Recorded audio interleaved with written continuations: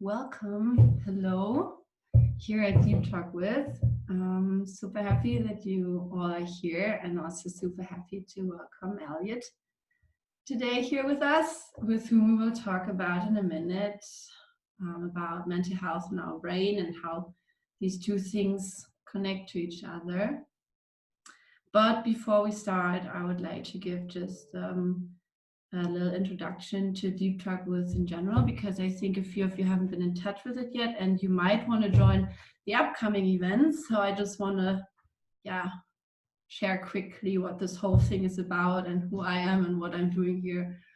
So hi, I'm Kati. I'm the host and the founder of Deep Talk With. I started this event series in the beginning of the year with actually just one goal, which there is to talk more about mental health, especially in public, while feeling comfortable with experts.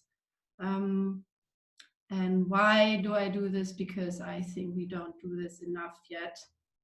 Even though we might hear more about mental health issues, or we read about increasing rates of depression, burnout, anxiety, etc.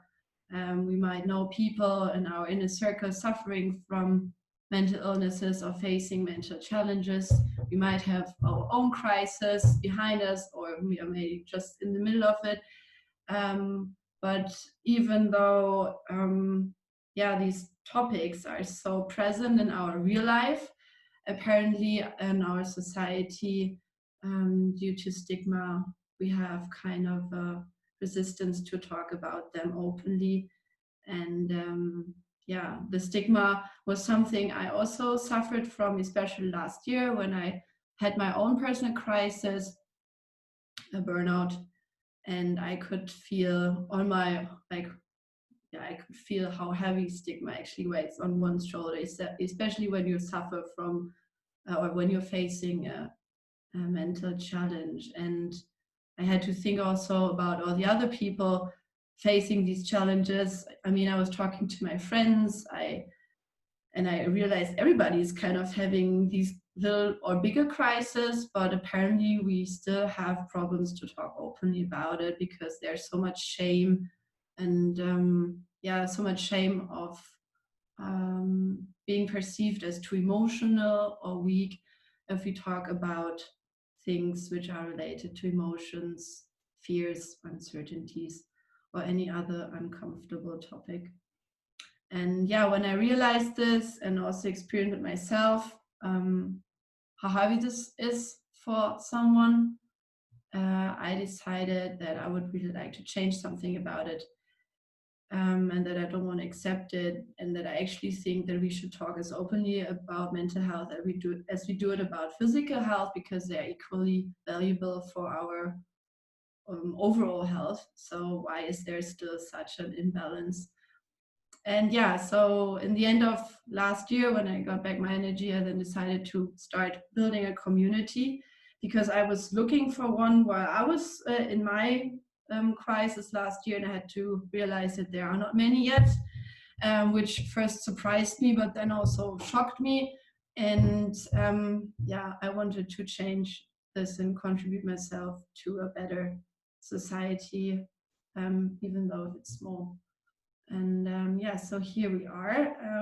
This is my 12th event I'm doing in the context of Deep Talk. It started actually as an analog event series in Berlin, but due to Corona, I had to switch to Zoom. So I also increased the frequency. I had like the last 2 months weekly events running with different experts and different topics and different audiences. And from what I can tell now is definitely there's a lot of interest, there's a lot of motivation, there's a lot of encouragement, there's also a lot of engagement from experts wanting to get in touch more with broader audiences and actually build more awareness on these topics, which really motivates me to also do this after this event today. But after now running it for a couple of months myself, I need a little bit of a break. So I will have a summer break, or Deep Talk With will have a little summer break in June, where I will take time to just relax and also reflect on the previous events,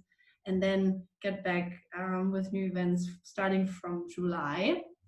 And if you wanna get any information on these events, because there will be probably also a few of them happening then again in locations here in Berlin, but I will definitely also keep the digital format because thanks Corona, I figured out that actually Zoom or digital events is also a good space to talk about mental health topics, because when people can dial themselves in while staying anonymous, it also actually takes away a lot of boundaries, which is why I want to keep this format somehow.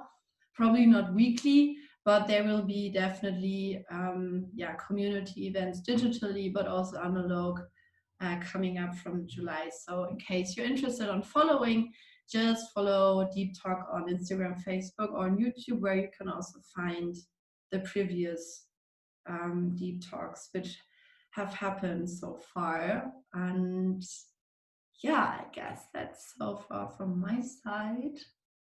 I will stop sharing my screen now and we will finally dive into the topic why we are here tonight. And I would like to say hello to Elliot.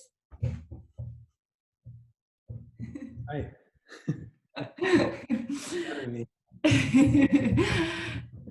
Nice to see you here. And after I now did my little introduction, maybe you can also just introduce yourself quickly. Yeah, sure. My name's Elliot. I'm a neuroscientist by background. I'm living in Potsdam, just outside of Berlin. I've been working in neuroscience research for maybe about 12 or so years now. And I've always been focused on researching mental health in hospitals and in universities. And yeah, I've also struggled with depression for many years, and I've had a few episodes over the years. And I kind of had, the most recent one was a kind of burnout as well, but not from work, but really it came from parenting. Just really having neglecting my self-care and really forgetting about my mental health kind of sent me down into this breakdown. And I ended up in hospital. It was the first time I started taking medication. And there were times in the past where I probably could have benefited actually from taking medication. But because I guess I had a lot of self-stigma, which a lot of people have, I just didn't really seek the right help, I guess. So yeah, I got into researching mental health because I was just really interested in the mind, and I always, I felt like I had some struggles as well. So it was partly a kind of self journey, but also really an intellectual journey, because I'm just really interested in the idea of like sanity, as we used to call it, and madness, and what we now call mental health. And yeah, it just reflects on so many different aspects of our culture and our society that I'm really interested in. And my focus and my research has always been around the brain, really.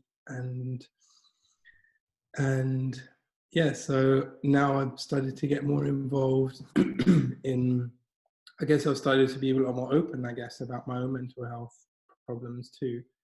But I'm started to reach out a bit more outside of the scientific world and try to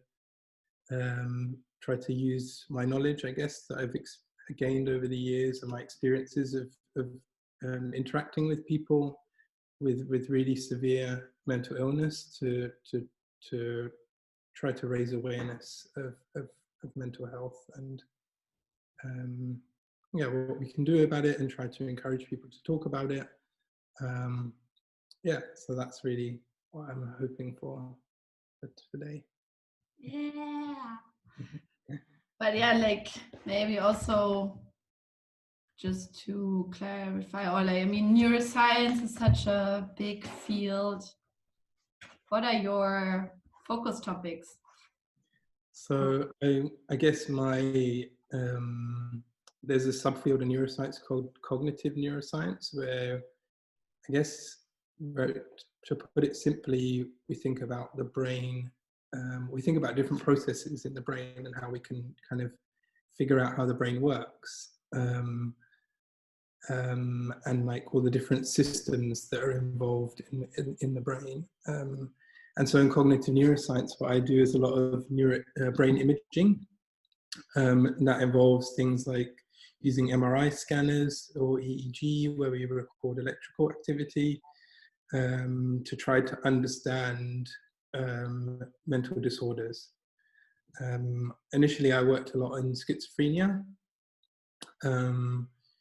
and especially looking at social cognition and social functioning, because people with schizophrenia tend to have problems, like really fundamental problems in being able to process like social information. And so they, like, for example, they find it really hard to, well, not everyone who has schizophrenia, but a lot of people do, they find it hard to read emotions, and they might maybe misinterpret people's emotions, and that leads them onto having like unhelpful thoughts or unhealthy thoughts, which can add to their problems.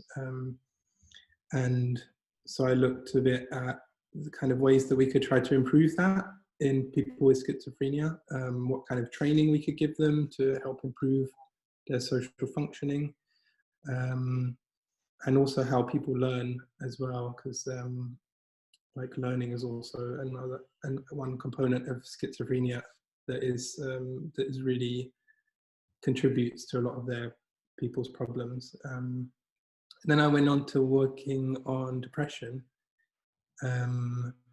where I went to, so I did my Ph.D. in Germany, in Bochum, and then I went over the ocean to the US, and I spent 1.5 years in the US, and then I went to Canada as well. And in Canada, I worked on a really cool study, a big trial where we were using deep brain stimulation to treat depression, which is where people come in and actually have brain surgery and have electrodes implanted in their brains to improve, to give electrical stimulation. And so, yeah, then I got into kind of this realm of brain stimulation therapies for depression, and also looking at brain imaging and how we can use that to kind of predict how well people do with these types of treatments. And yeah, I guess the idea is if you can get someone and put them in the brain scanner and look at specific brain patterns, and then if you can kind of determine how well someone might do on a particular, like whether they might do better on a particular drug or maybe with a brain stimulation therapy, then you can kind of, it helps you like guide you in your clinical decision making to kind of just to decide which way to go. But, yeah, but we can talk about that one later. I was So about to say, I think we're gonna have some time for this also later, dig in a bit deeper. But beforehand, actually, Elliot and I thought it would be nice to do a little quiz with you. So we prepared a few statements, and your task is it actually just to type into the chat Y for yes or a no for no. So if you think the statement is true, then type in Y, and if not, then N. And we will just go through these statements because these statements stand for conventional perceptions on mental illnesses. And we would like to use these as a little agenda for our conversation. And maybe also just as an information, I really encourage you to ask any question which comes up to your mind. So just use the chat function always. If we're talking or not, doesn't matter. I will keep an eye on it and just read it out loud, and then we will go through them at any time. Because yeah, what we want to create here is an open space for your questions, especially, which are even then more important than the questions I have. So please use the chat for your questions. The session will take in total around 60 to 90 minutes. So just for your planning, and it is recorded and you can find it afterwards on YouTube. So don't worry if you have to leave earlier or something like this. Okay, so then I would say I will put the first statement into the chat. 1 second.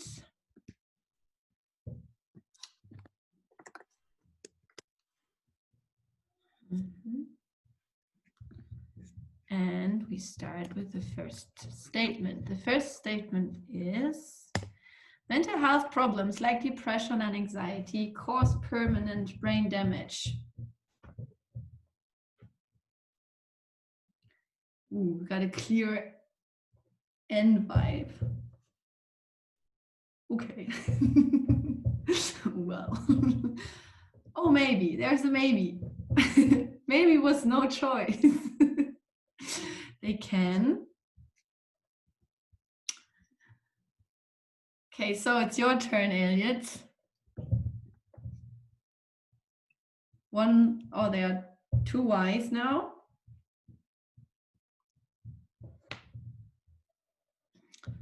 Why?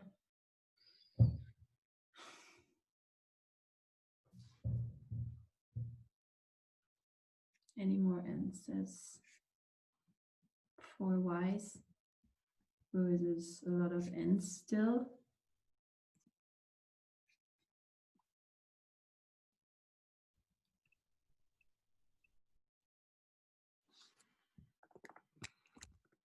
N and Y depends.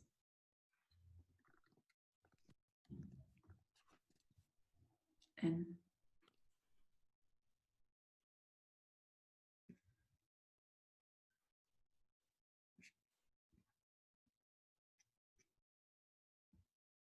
Any more answers?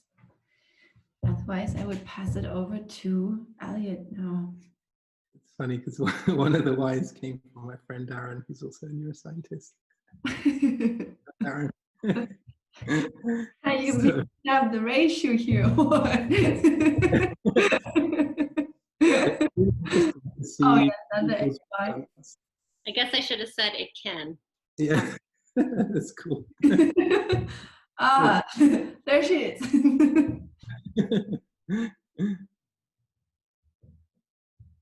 It's cool to see. It's really interesting to see people's response. I think that's why we were really keen to do this, because yeah, I guess the idea was to really think about common myths maybe that people have about mental health, and see if we can just talk about those. And yeah, it's interesting to see the majority of people say no. And in fact, yeah, it's if you're thinking about the brain actually in terms of like brain damage, it puts it in a very negative light. So, but it is actually true that when you do suffer, like it really depends actually on what kind of mental health problem you're talking about, first of all. But for the most common ones like depression or anxiety or things like schizophrenia, if you look at the brains of people who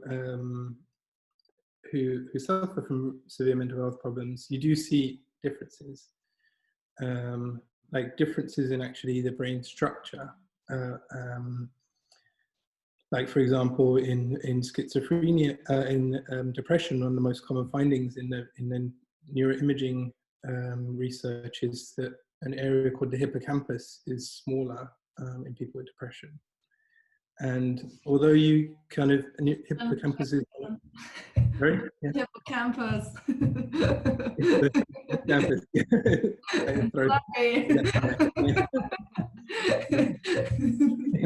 So basically, hippocampus, it's responsible for memory and spatial navigation, and a lot of other things too, but those are the main kind of things really.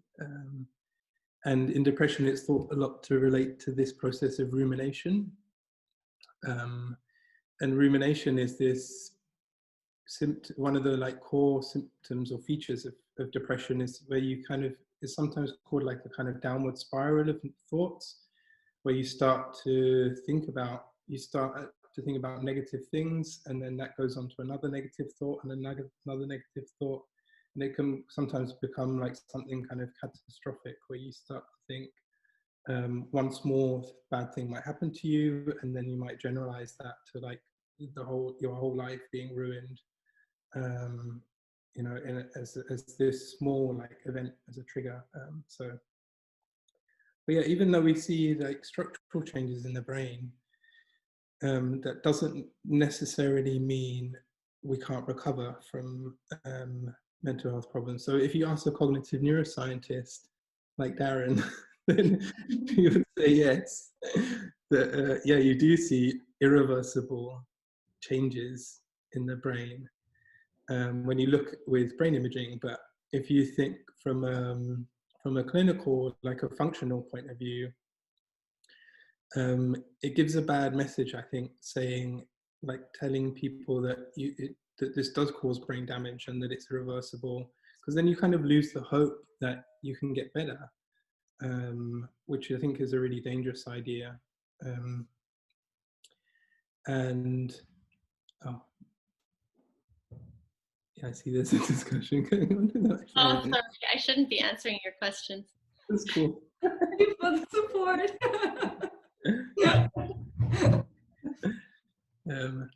But yeah, it depends. Yeah, it depends a lot on the severity of the disorder.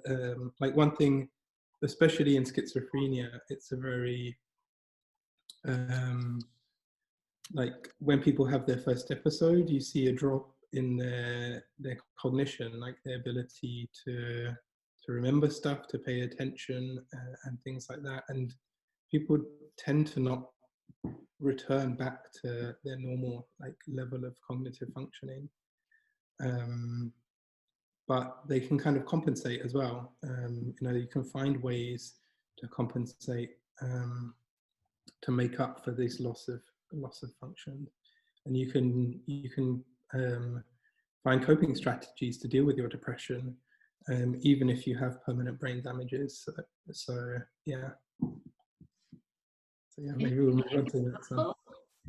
Sorry? Can you give an example? What is a coping strategy if I have a chronic brain damage? Like what? Yeah, like so if you think about rumination, for example, and we say, like I said, that that's related to permanent changes in the hippocampus, but there's also other brain areas that are involved in this rumination process. So the frontal cortex tends to kind of be this kind of controlling, regulating part of your brain, sending feedback signals to more deeper structures like the hippocampus.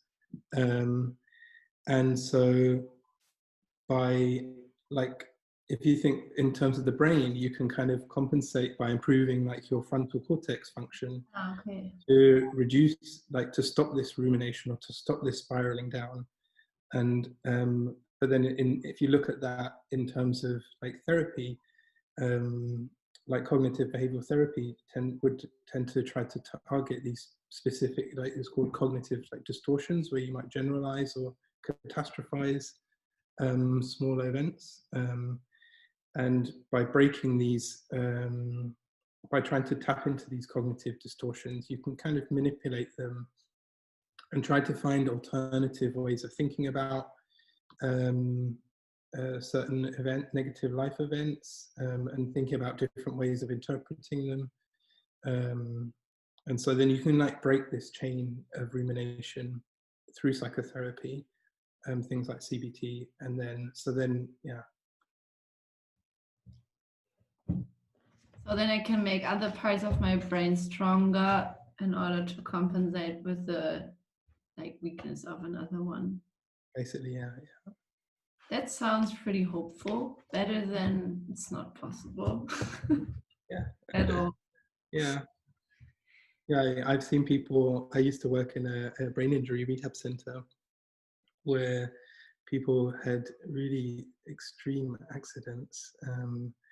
And I remember vividly one guy who basically had like half of his head was like caved in, and I think he had a really extreme car accident, and it just basically smashed his skull and destroyed like one whole half of his brain, which is crazy. Like if you think about, you would intuitively you would think, well, there was no way he would be able to survive or function or walk around or talk or do anything. But if you saw him and you could have a relatively normal conversation with him, it would take a while for you to realize that there was actually, that he had some impairments. So it's amazing, like what the brain can do to how like this idea of neuroplasticity, where you can have other parts of the brain take over functions of parts that were lost. Yeah, and like even in really extreme circumstances like that. So yeah.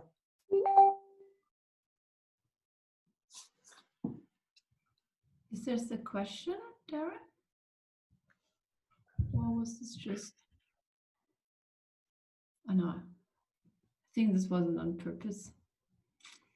I think I would just put the next statement into the chat, which there is.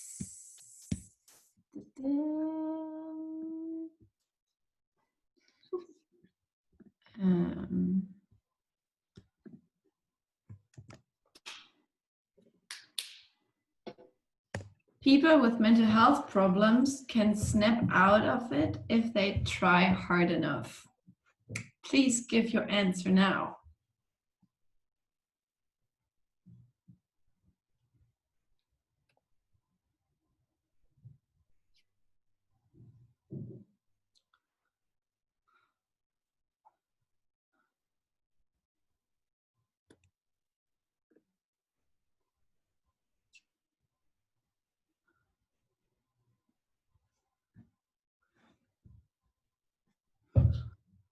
Okay. I think there are more N's still than yes. Some are in between or depends.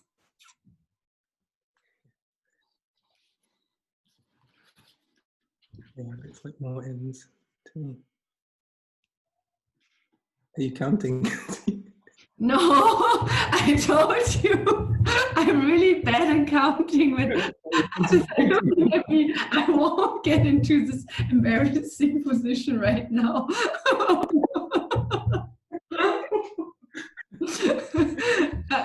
No, I'm just guessing. I'm just looking at like my. Yeah, definitely looks like more ends. Yeah, I was just about to say the same. But it's interesting, there's quite a mixture. Oh, thanks, Hendrik. 13N, 4Y, 2Y and N. I think if they try hard enough, they might be able to ignore it briefly, but it will at some point return. Is one answer. It's also my friend Alpa. Another N. Answer.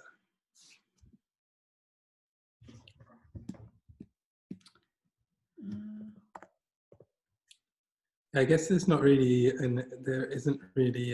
It's a bit of an ambiguous question. It was a bit of a trick question, I guess, because yeah, I don't know what snap out of it is, like just something that we use in our daily language, and yeah, I don't know. It's in terms of stigma and people's perception about mental health. I think one of the main causes for stigma is really just a lack of understanding of mental health problems.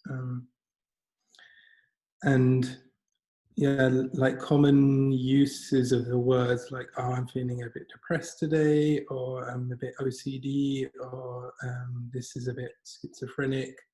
Those kinds of things being thrown around in everyday language, I think also add to this confusion, not confusion, but just like maybe a misinterpretation of what mental health, like what mental health problems could be.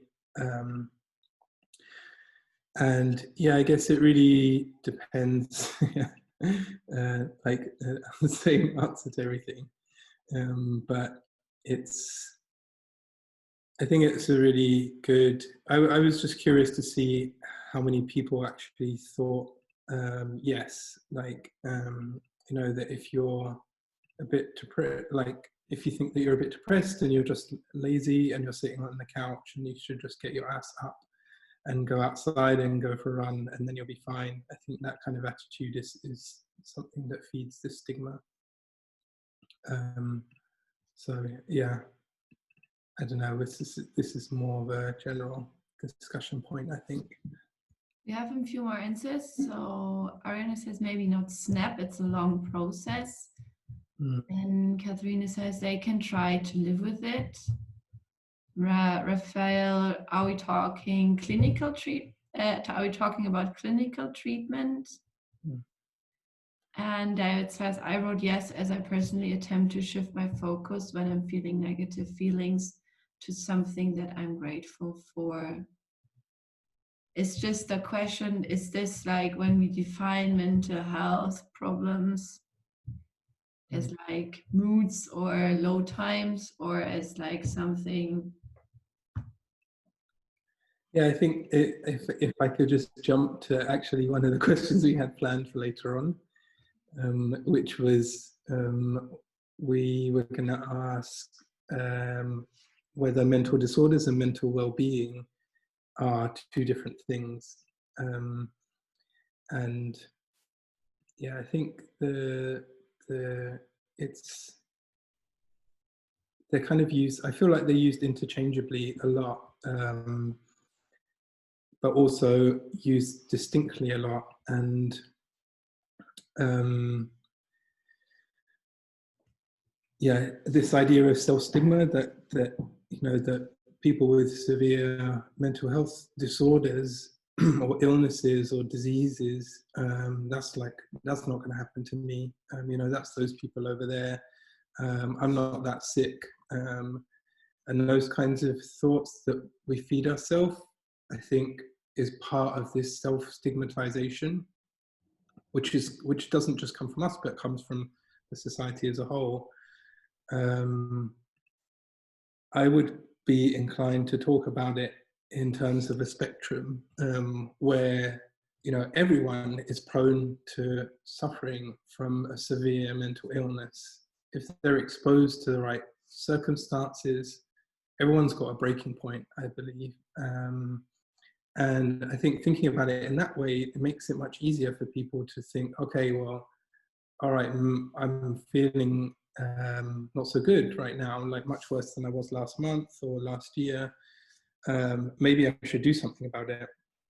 I think that kind of encouraging those kinds of thoughts about ourselves and about our mental health are really helpful to get people, firstly, to get people talking about it openly, and secondly, to actually seek help at the right time, like early on, before they go into crisis, which is what happened to me. I went into crisis when I could have helped myself like months and months before.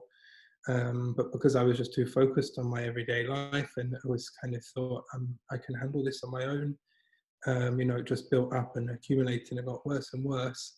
And this idea of early intervention is a big topic right now in psychiatric research, where if we can really pick up these early signs before people go into crisis, you can start to tackle these early signs and prevent people from actually ending up in hospital.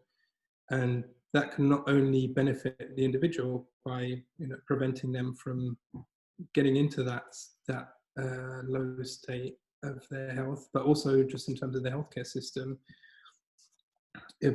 Because resources are already low in mental health, having this early intervention could really be another feasible way to deal with reducing the kind of impact on the healthcare system, but still improving people's mental health overall.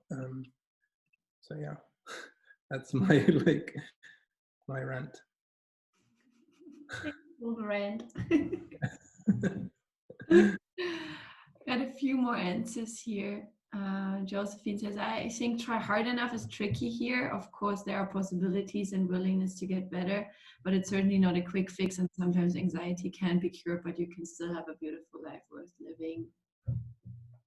Can definitely say I can relate to that 100%, because also due to my burnout, I got in touch with anxiety phases and panic attacks a lot. And even though I feel recovered now, or getting better and better, like the anxiety just stays still by my side. I even told Elliot in the beginning, when you were all not here in the Zoom, said, yeah, let's just do an introduction as long as the anxiety doesn't kick in, because if yes, then I will just pass over to you. So it's not always about just snapping out of it, or like a quick fix.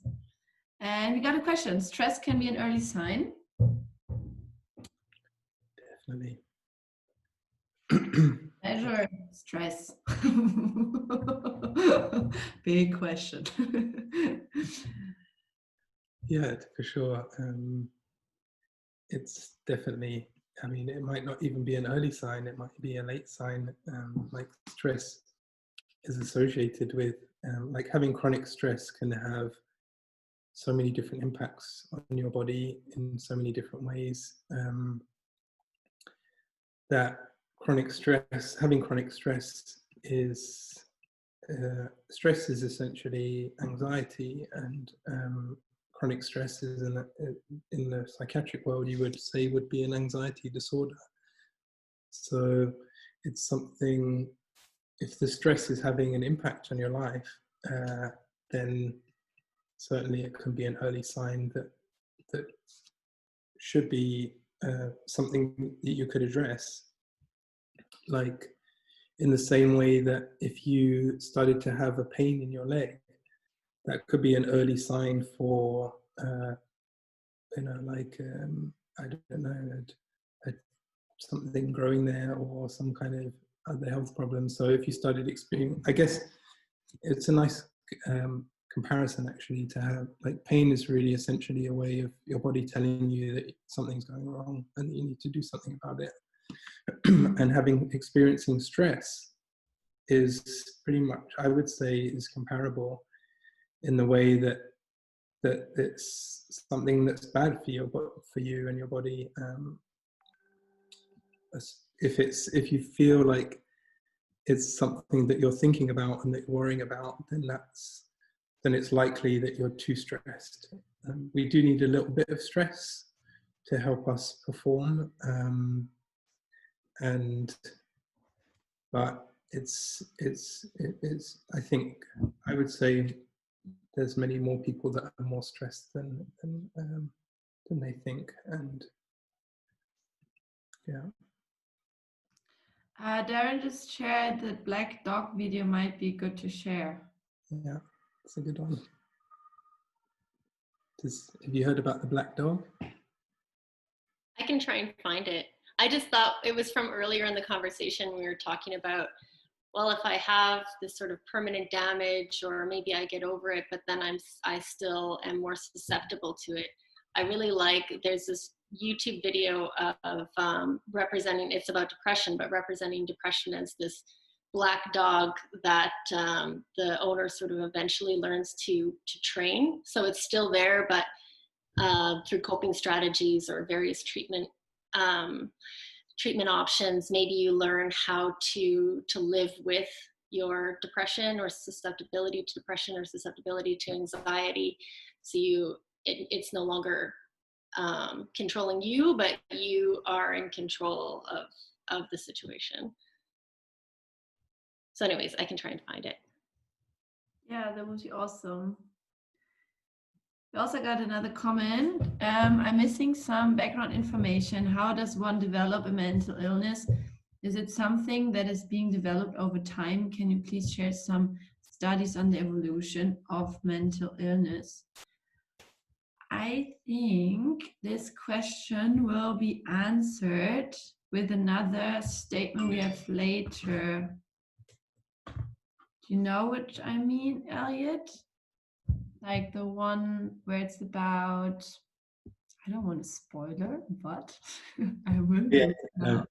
I think I know. It's actually our next statement. Raphael, hang on. This question will be answered. In terms of the studies, maybe this is something we can share later in the Facebook event, because or you have some studies now ready to share. Otherwise, I would say we postpone the sharing studies part until a later point of time and go on with the next statement, because this goes in the direction of this question, how mental illnesses are actually developed. And so I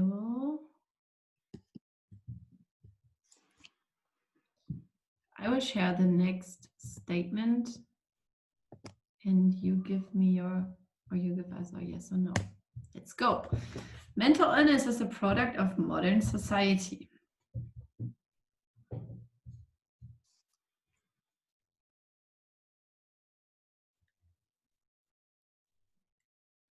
No, with 3 O's even.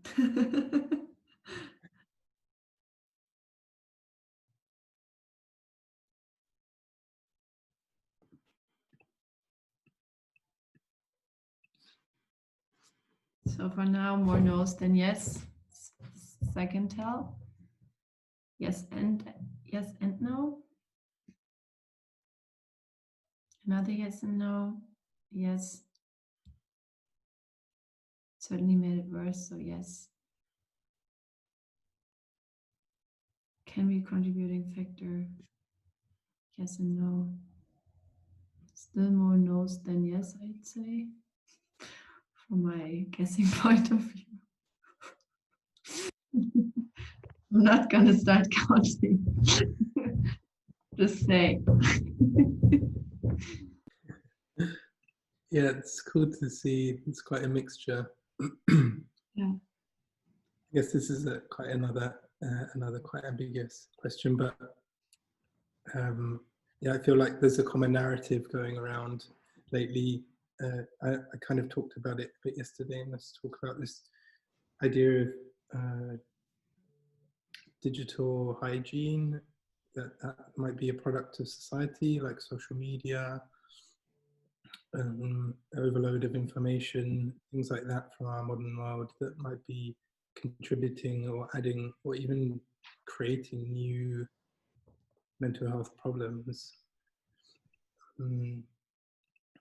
And yeah, I think that mental health is certainly affected hugely by the state of society, but I wouldn't say it's necessarily that our modern society today is any worse than it was like 100 years ago, if anything, because of the health improvement of the healthcare system and us talking about mental health, we're much better off.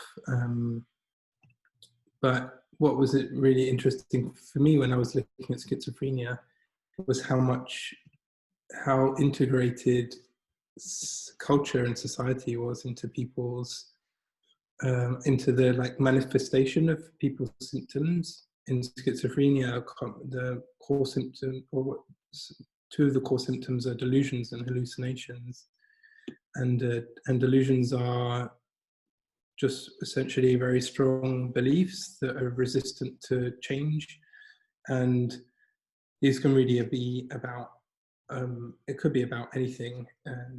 But what we tend to see is that the trend for delusions, or the kind of content of delusions that people have, is very specific to the society that they live in. And like, for example, when I was working in London, I was working in an acute psychiatric ward where there was a lot of people with schizophrenia, and they were really at this stage of their illness where they were really, really unwell. And so they were typically had been brought in by the police, maybe in the middle of the night, because maybe they had destroyed something or attacked someone or harmed themselves. And they, in London especially, where I was in South London, there was a lot of drug use there, and a lot of like a strong police presence. And so a lot of the people that came in, their thoughts, paranoid thoughts, revolved around being watched, about the police following them, about being seen on CCTV cameras, which is in London is everywhere. But then I moved on to a different job, and I worked in North London, where there was a large community of people from Somalia. And in Somalia, they have a very specific spiritual belief system about ghosts possessing and possession. And I remember sitting in on a psychiatric interview with a patient with schizophrenia, and they explained their delusions and hallucinations as being possessed by a spirit. And to them, that was something totally normal, because it's something that was accepted within their culture. And so the content of their delusions and their hallucinations was totally dictated by their cultural beliefs. So, and I think in terms of other mental health problems, that can also play a large role into how we interpret our own emotions, and kind of what is the societal norm for dealing with emotions and talking about emotions and how we label them. I think all of that can play a big role in how symptoms can manifest, but also how much people are willing to actually go and seek help, and what kind of treatment they're willing to receive, or that they will, yeah. So that's what I really wanted to talk about. There's a couple questions. Yes. From Hendrik. Are there historical researches about mental illness in middle age or during industrialization? Yes, I guess I kind of touched on it at the beginning. One of the early things that I got really interested in when I got into looking into working in mental health was this idea of how historically we dealt with mental health problems and how it's changed over the years. Where I worked in South London, I worked for some time at this hospital, which was one of the oldest psychiatric hospitals in the UK, and it's called Bethlehem Hospital, and it was originally called Bedlam, and the word Bedlam was originated from this hospital, which used to be an asylum. And there's old pictures up on the walls, and when you go through the corridors of all illustrations of what it used to be like in that hospital. And the pictures were of people literally in chains, chained to the walls. And, we were, if you go further back in the Middle Ages, like witches got burned or drowned, and chances are a lot of those people that were considered like social outcasts were likely experiencing mental health problems. And yeah, there's a lot of work in evolutionary psychology that looks into the question of why one kind of paradox, I guess, in psychiatry is, if you think about evolution, and natural selection, it doesn't make sense that we would still have mental health, like severe mental health disorders, because in terms of reproductive success, it kind of reduces your ability to find a partner, right? So if you think about it in that way, you follow that line of argument, you would have expected that the genes would have been selected out a long time ago, just because they wouldn't have been passed on.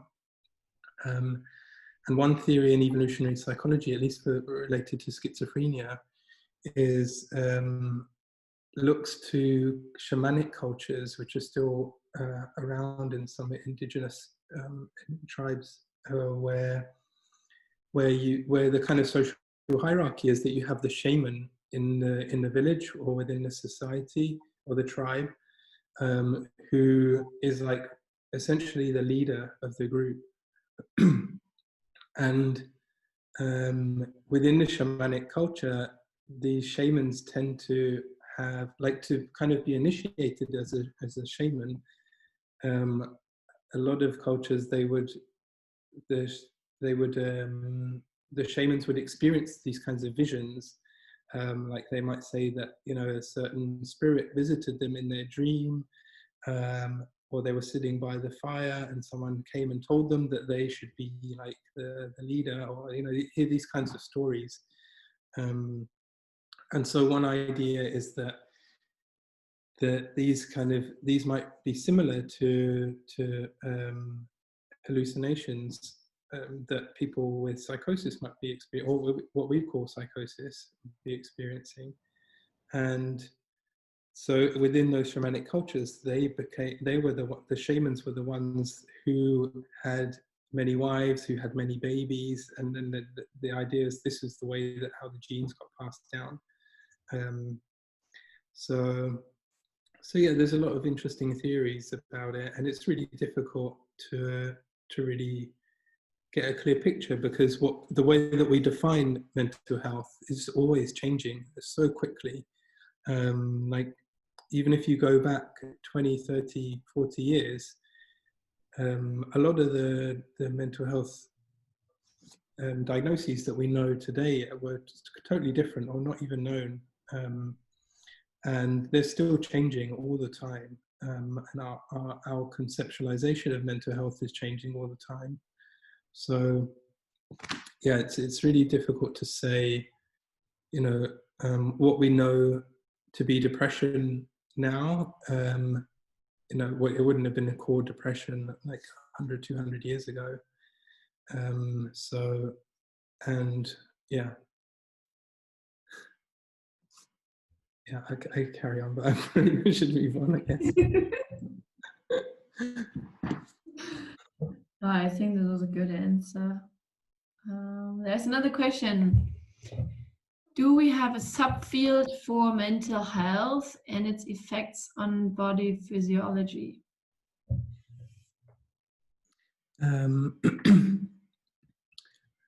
Yeah, I guess kind of. I think, especially nowadays, the field of psychiatry is becoming a lot more interdisciplinary, and I guess it fits with this idea of our changing conceptualization of what mental health is. We've gone through these different paradigms in our recent history in the last 100, 200 years about, you know, how this distinction between the mind and the body, and we've kind of waxed and waned, gone between, okay, well, the mind and body are two separate things, but then we've gone through phases where we think they're so tightly connected, they should be considered the same, and that we should treat them the same. And I think we're moving back into that paradigm where we're thinking more that the brain and the body are much more part of one system. And so yeah, there's a lot of new subfields, I guess, of psychiatry popping up here and there.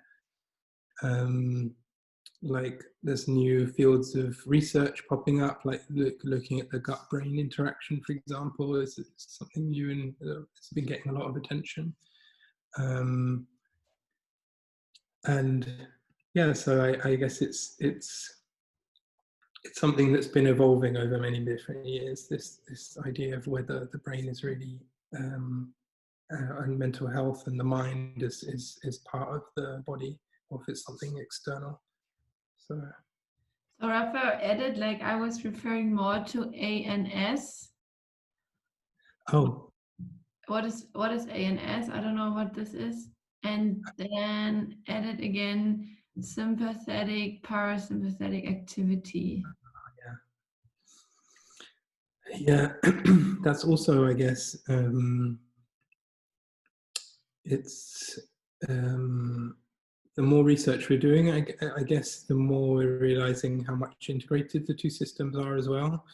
So it's also where I guess we're also shifting more towards this more like holistic, more integrated a paradigm where we're thinking, yeah, in terms of in the clinical world, we're thinking more. We're starting to shift more towards taking the more of a holistic approach, where we're not just treating, problems with the mind, but we're also thinking about like the the social setting of the individual. And yeah, more recently we're thinking more about how nutrition can affect our mental health. So yeah, I'm not sure if that really answers the question.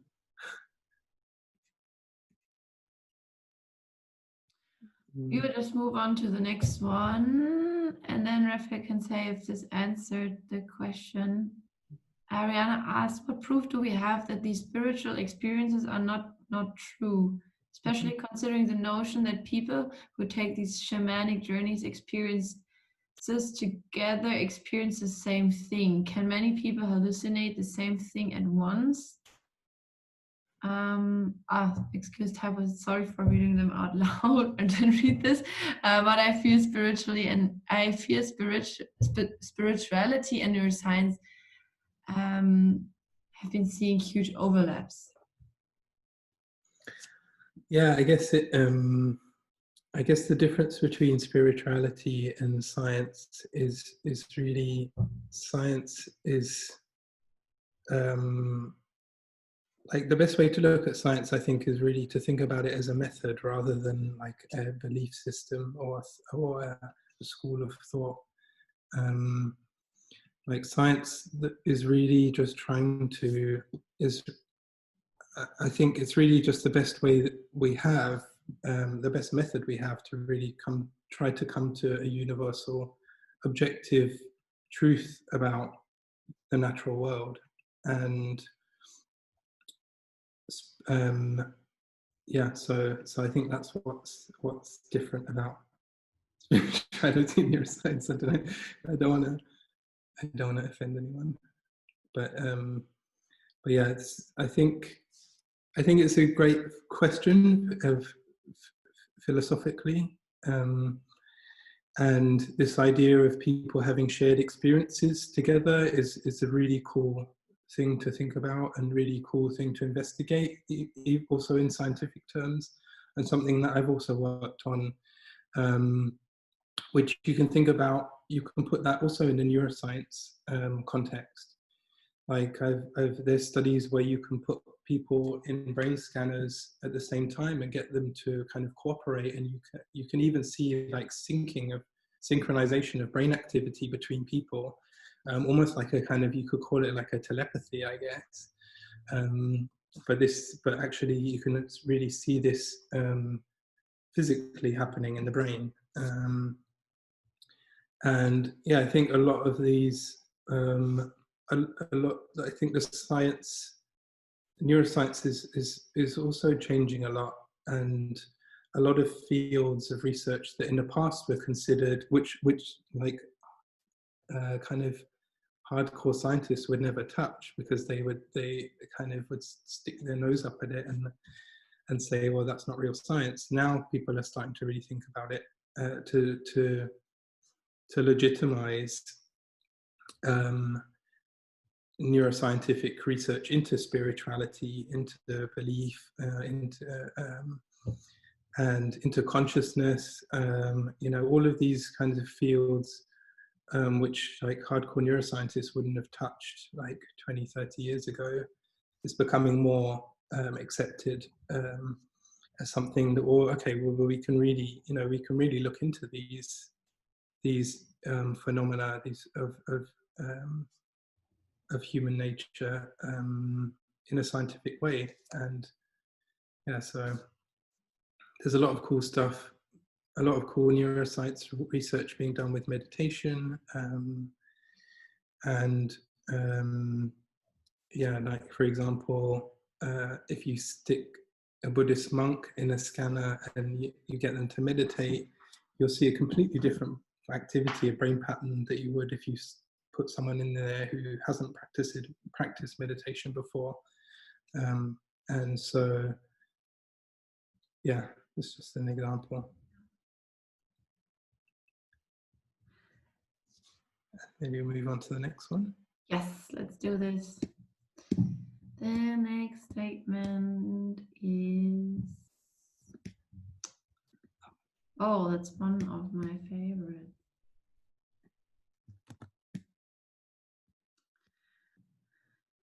Okay. So, only severely mentally ill people should go and see a therapist. Put yes or no. Oh, whoa, that was a big no. Another capital no.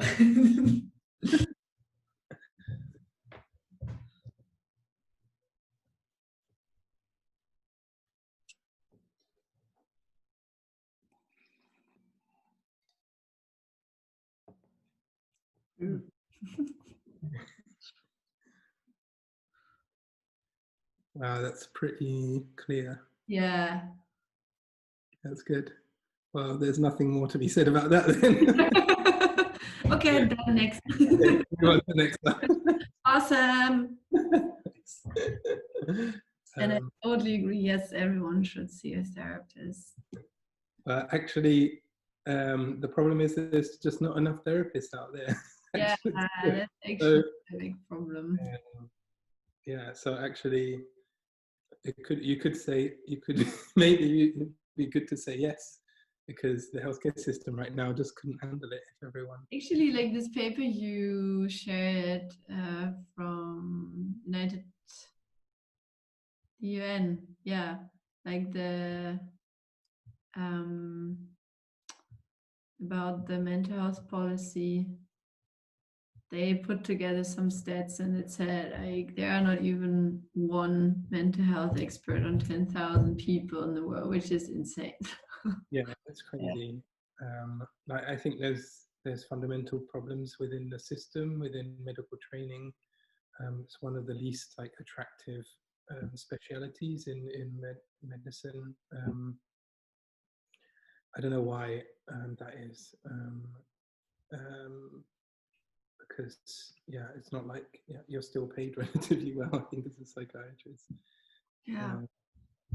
But yeah, in terms of like I know that one big problem in the UK, I remember when I was a student and looking into getting onto a clinical psychology course.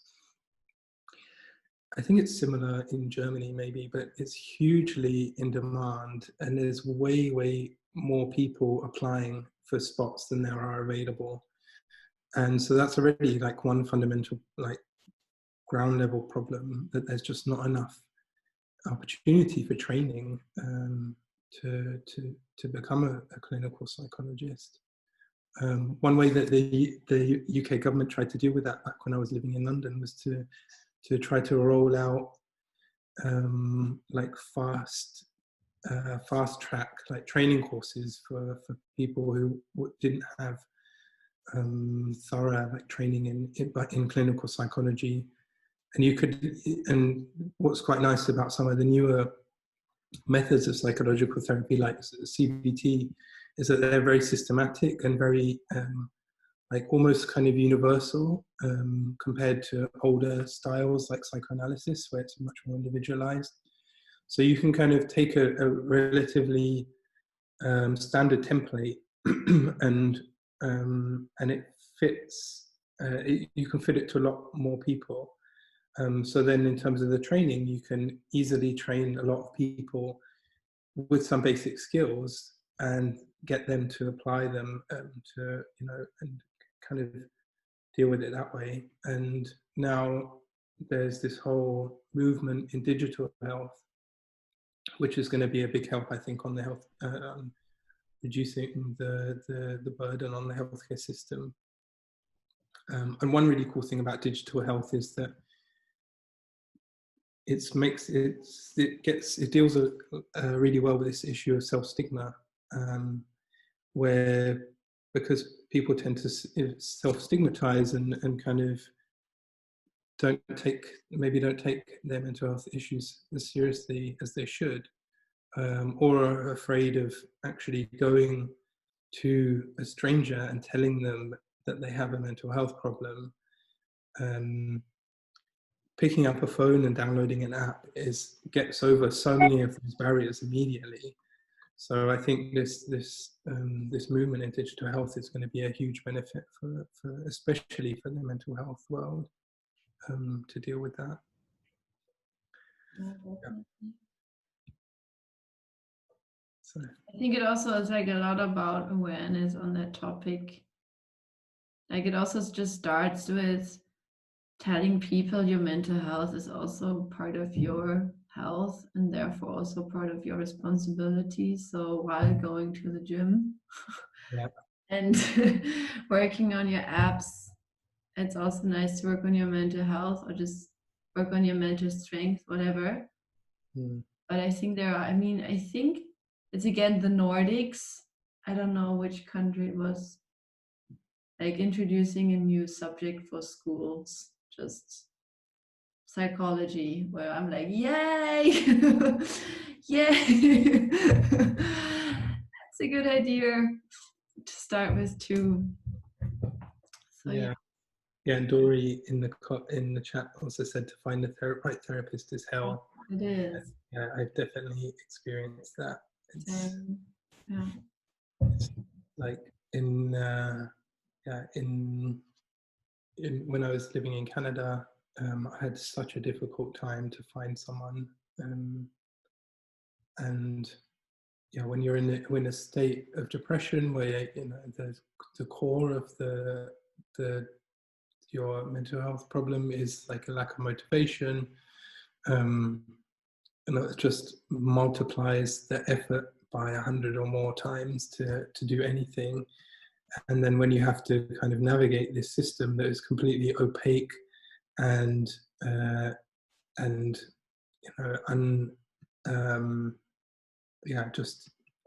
encountered a lot of unhelpful people, and yeah, that really is also a massive problem, I think.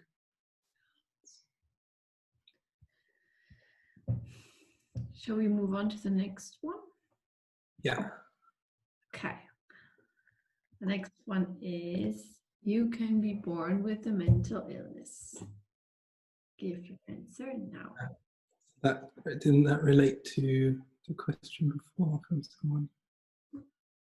Yeah. I think it relates to if a mental illness is developed over time. Oh yeah. So yeah. It's a strong. Wow, a lot of people said yes. Yes.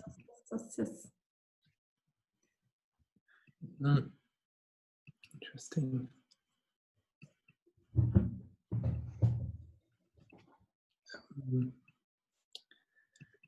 So yeah, I guess that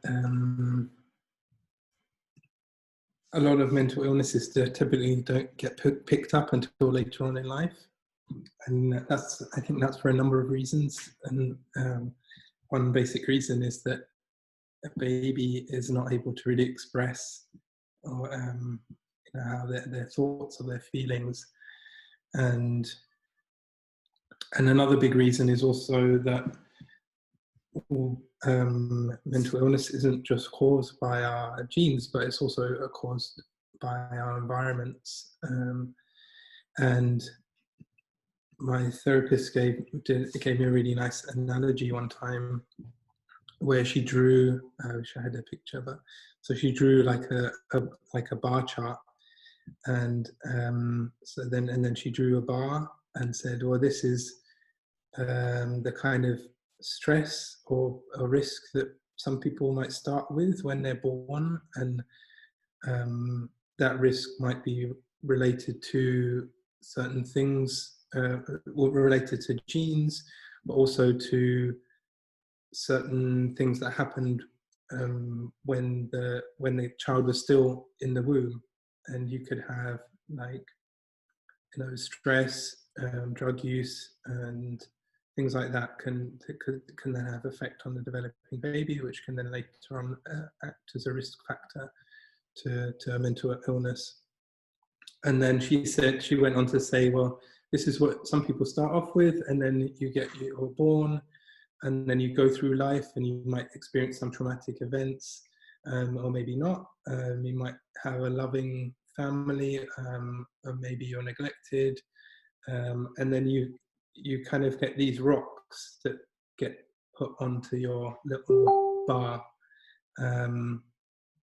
and you get different sizes of rocks. Like, it might be a big traumatic event, which would be a big rock, and then lots of small things. And so then these things just pile up on top of each other. And like I was saying before, anyone is prone to developing a severe mental health problem. And you eventually reach this breaking point, right, where you've just had enough. And, maybe just like, like dropping your phone on the floor might be the last tiny little rock that just tips you over. And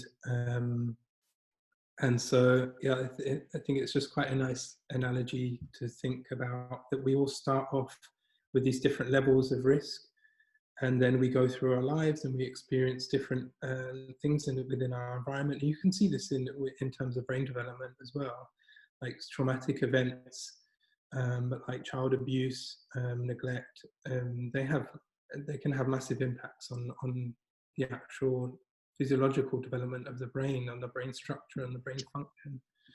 And this can later develop into other problems in mental health and in cognition. And so yeah, what was the question again? What if we can be born with mental illnesses? So yeah, my answer would be, well, you could be born with these risk factors, and some people might have like lots of risk factors, but then maybe they would have a really good environment where there's very few not much trauma going on. They have a really good social support system, and they might be the lucky ones that may never go on to actually develop a full-blown mental health problem where they would have to seek help for. Whereas on the other hand, you might start off with really few risk factors. You might have really good genes, but then you might go through life where you experience really severe or like really big traumatic events that could then lead you on to having mental health problems in the future.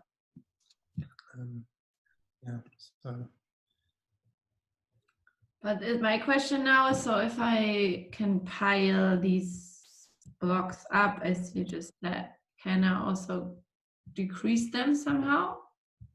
Yeah, that's also a nice thing that she explained. She said, well, one thing you can do is you can look back at your rocks and you can change the size of your rocks, because the rocks that you see in your past, it's all relative. How much of an impact that has on you now, of things that happened to you in the past. You can change that. That's one thing that can be flexible, and that you can focus on with in psychotherapy, for example.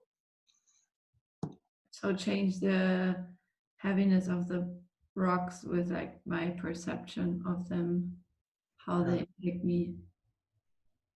Yeah, like thinking, like trying to reduce the amount of negative emotions, I guess, that we would associate with our previous life events.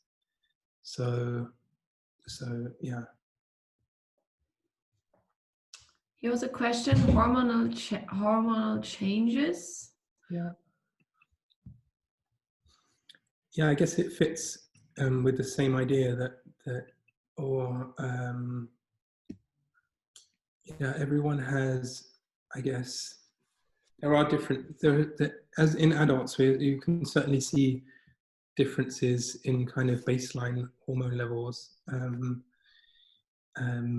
And yeah, hormones can change due to environmental pressures. And yeah, it fits with this idea that when you're born, you might have abnormal levels of a certain hormone, which might make you more prone to a certain mental disorder or mental health problem. But then, yeah, that can also be changed over time depending on what you're exposed to in your environment. Yeah. The next statement is something I'm not sure if we have answered that already. I will just put it into the chat. It's the one with mental disorders and mental well-being are two different things. Oh yeah. Put your yes and no now, please.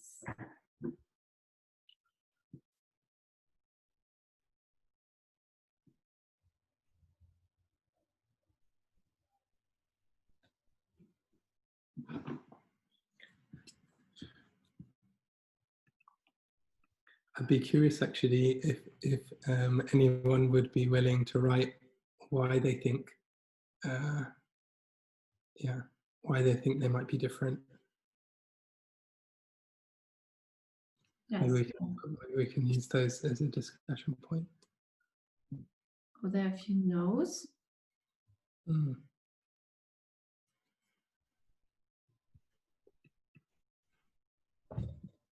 Not necessarily. 3 N's. I counted.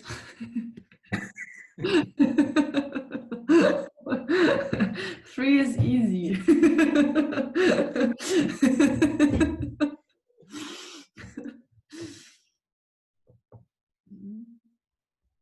Okay, so I'd say more yes than no's. Does anybody want to share? Dennis is, I think, no. And see it as more of a spectrum. Can they exist at the same time? They are two sides of the same coin. Basically, one can experience emotional reactions while going through a mental illness phase.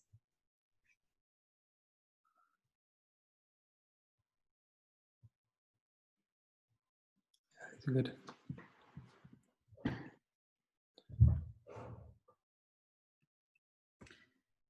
Mental disorders are defined by a set of symptoms.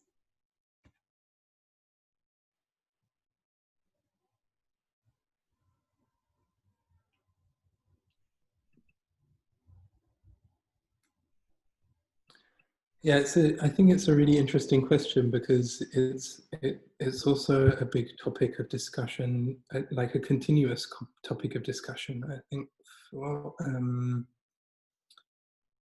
in different groups, and it depends on, I think, who you talk to. They'll give you different answers, and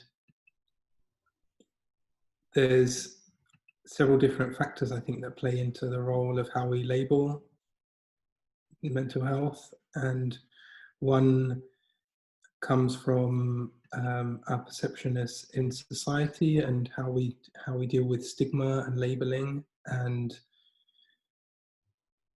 I remember when I was living in the UK, there was a lot of discussion about how we should talk about people with mental health problems. Do we say, like, especially writing research papers, you need to be kind of sensitive to people's perception of mental health. So saying someone with schizophrenia or a schizophrenic person, or the terminology that you use can have a lot of different connotations. Whether you define someone by their diagnosis, I think that's really a big issue with this stigma. And if you were to ask and with the advent of digital products, I think now especially in Germany, it's become an issue because of, in terms of regulations, what you define your product as. Is it a medical product, or is it a well-being product? And those two different things require different regulatory processes to go through. So that's, in that sense, it would make sense to make that distinction between well-being and disorder in terms of a medical problem. And I just want to see what everyone said.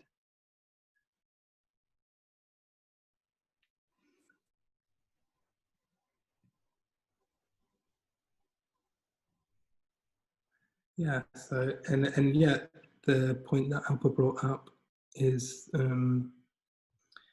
whether you call it a disorder or a disease or an illness, it puts a very negative label on it.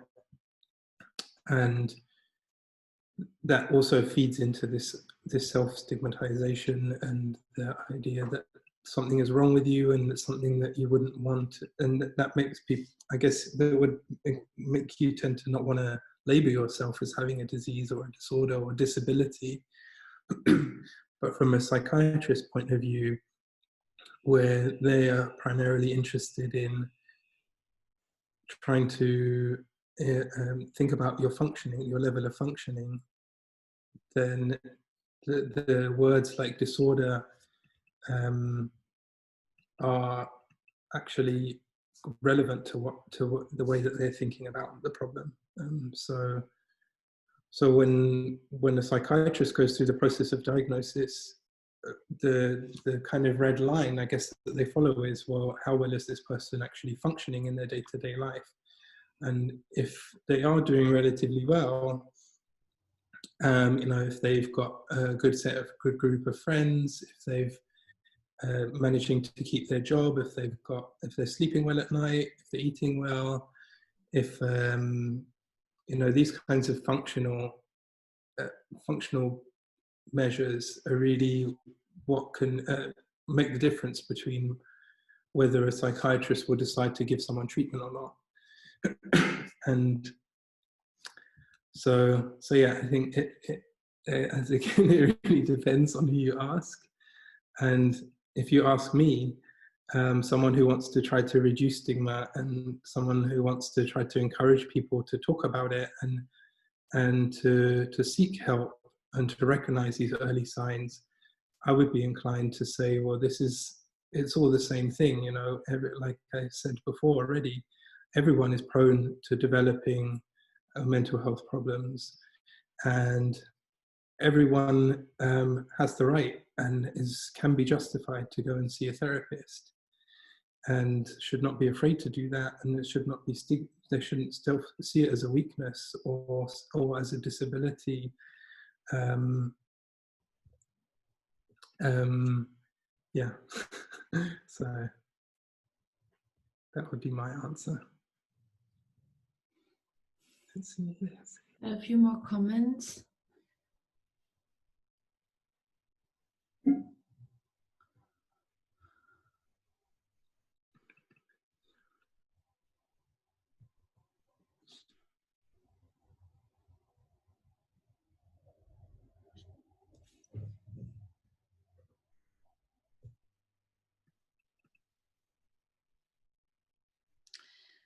Yeah, I think I covered that.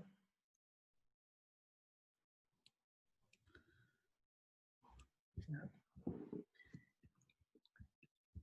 you want to give any more comment on this, or should we just go on to the next one? Yeah, I think we could move on, unless someone in the chat wants to add it. Okay, it's also the last question of our little Really done like a 90-minute quiz. This wasn't planned. This was just an appetizer, actually. Well, so let's go with the last question. People with mental illness are dangerous and unpredictable. Yes or no?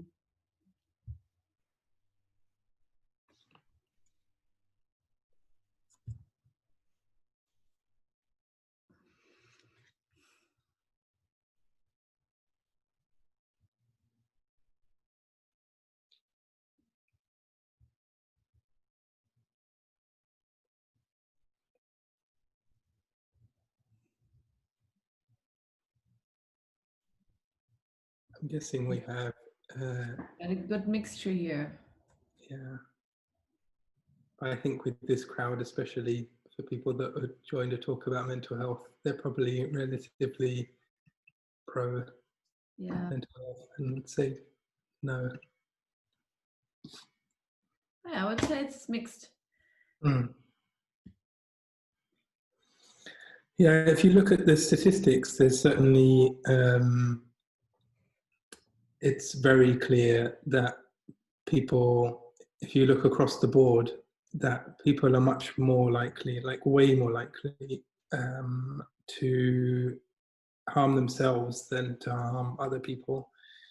And yeah, I think it's definitely true that sometimes they can be dangerous, and people can be dangerous and unpredictable. But so can people without mental illness. So it's just I think it's a big problem with the way that the media often paints things, that unpredictability or dangerous behavior stems from the mental illness. Whereas if you see someone who committed a murder who didn't have any mental illness, then there's no questioning about really where, there's no like pigeonholing of where this came from. So yeah, just with the sheer numbers alone, it's definitely clear that they're much less likely to be dangerous.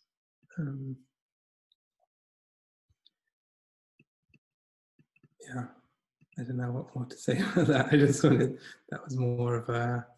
Yeah, maybe there are some questions to it. Otherwise, I would say, because also looking at the time,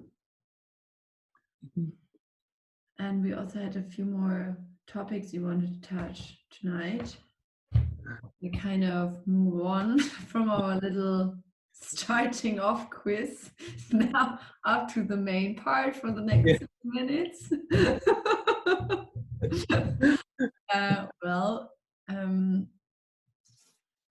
I mean, you can still think of questions you have and just put them into the chat.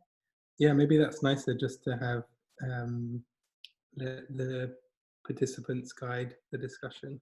Yeah. You think? I just wanted to share something for digital mental health. Thanks a lot. Yeah, that's really cool. I saw that recently too. So check this out.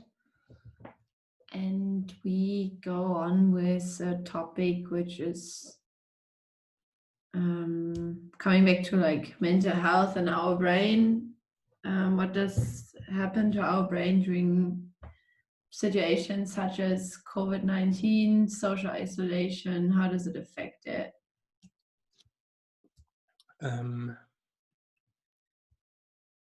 Yeah, well, there's a lot of different things that are going on, I guess, in the pandemic that are really abnormal.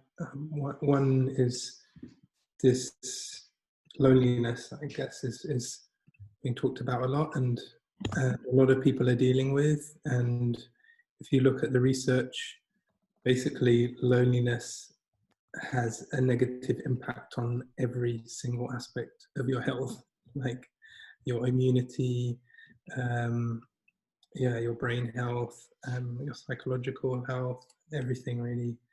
And so I think we're still yet to see what kind of impact this is going to have on such a big scale.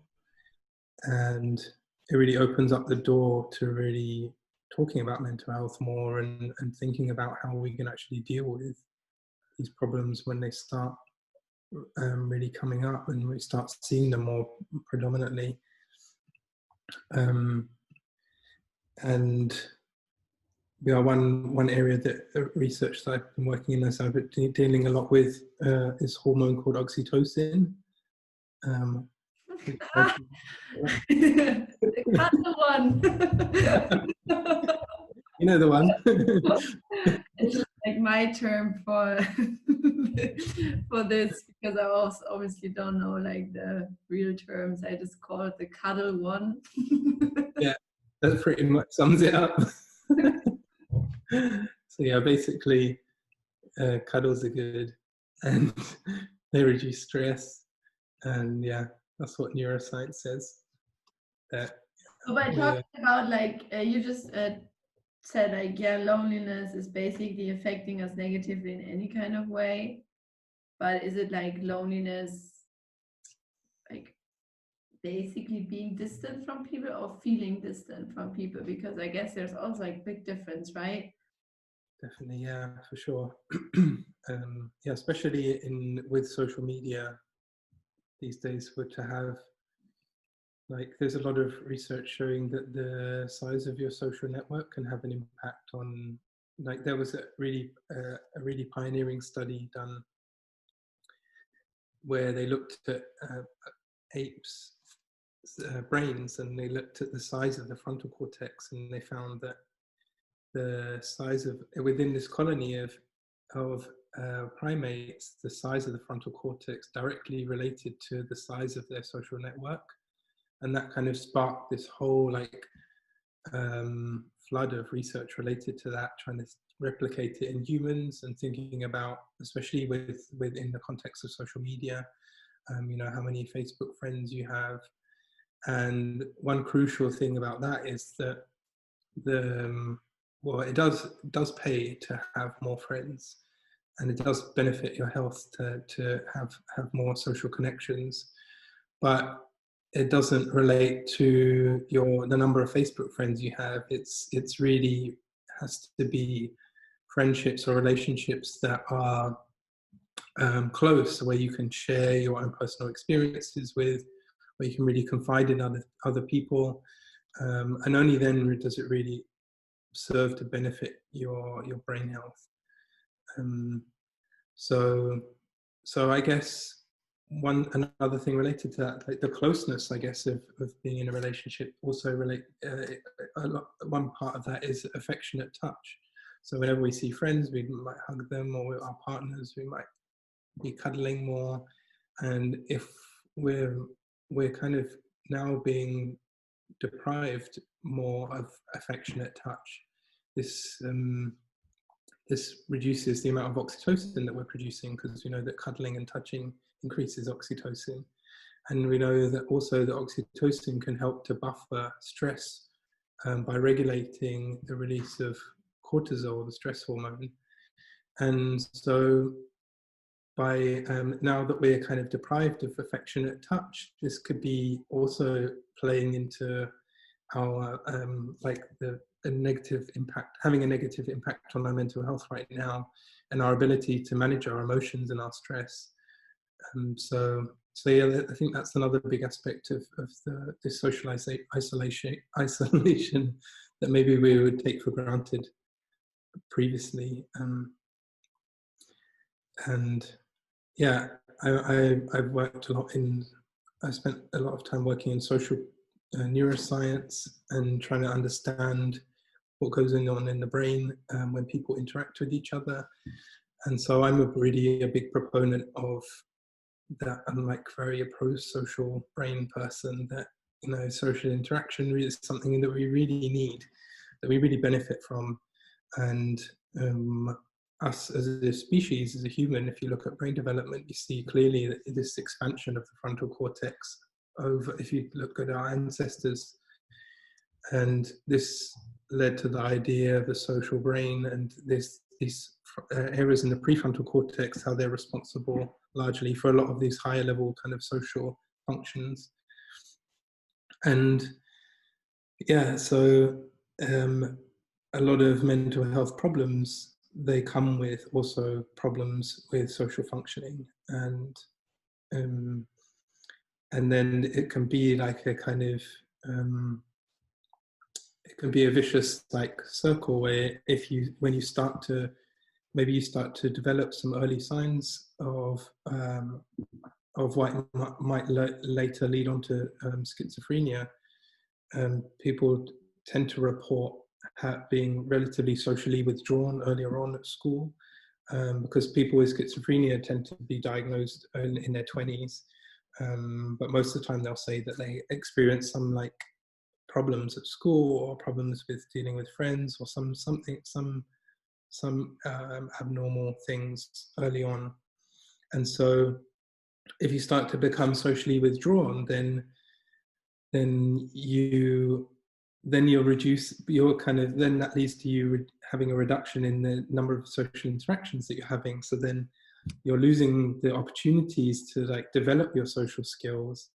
So so that then it puts you on this path that leads you away from the down this unhealthy kind of route, where because you're not learning social skills, then you become more socially withdrawn, and that social withdrawal leads you to have less interactions, and so then it becomes worse and worse and worse.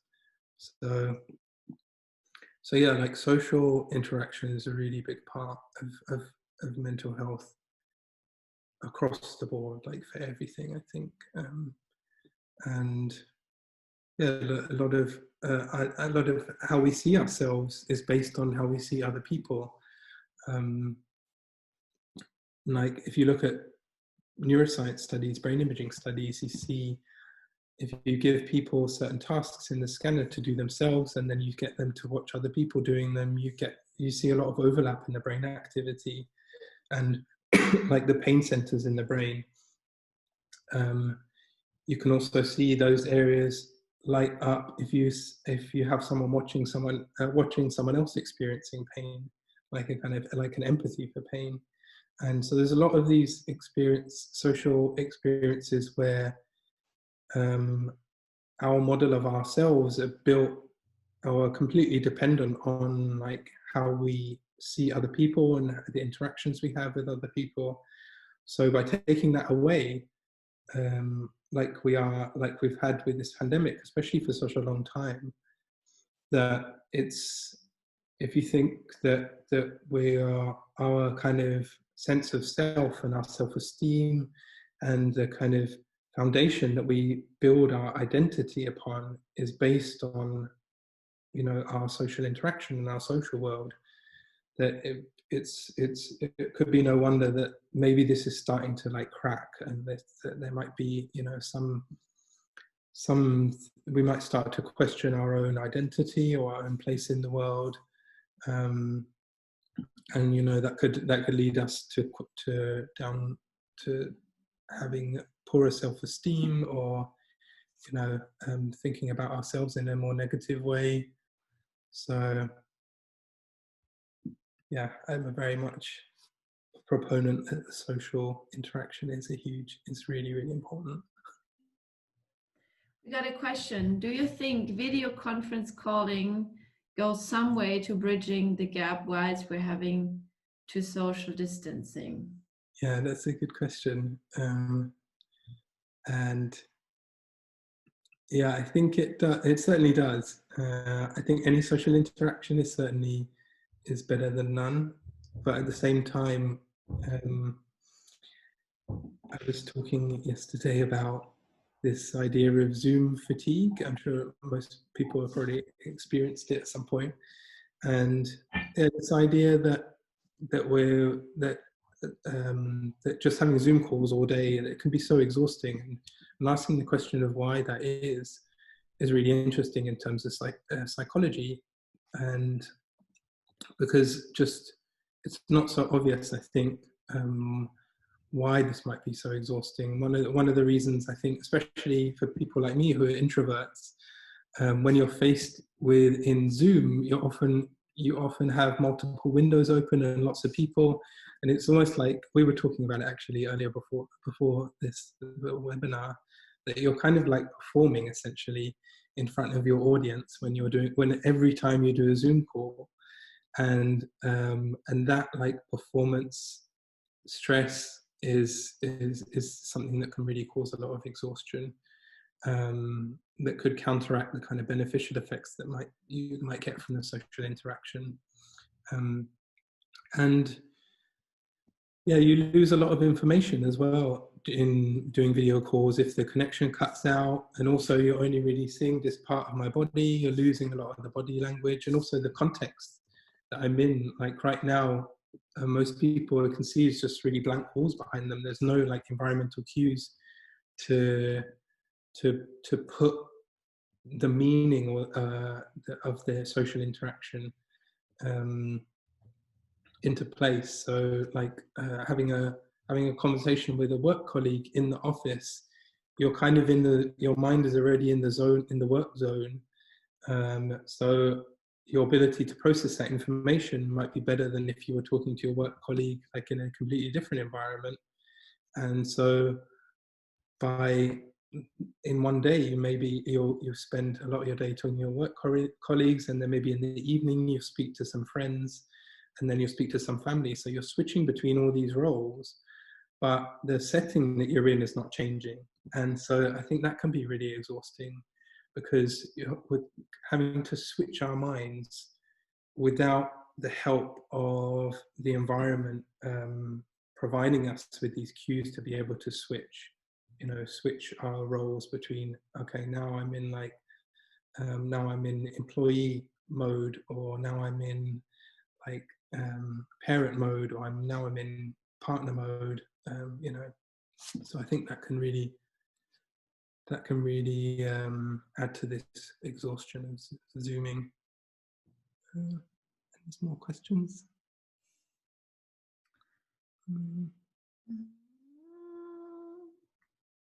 There's lots of questions. Yeah, I'll just. Oh yeah.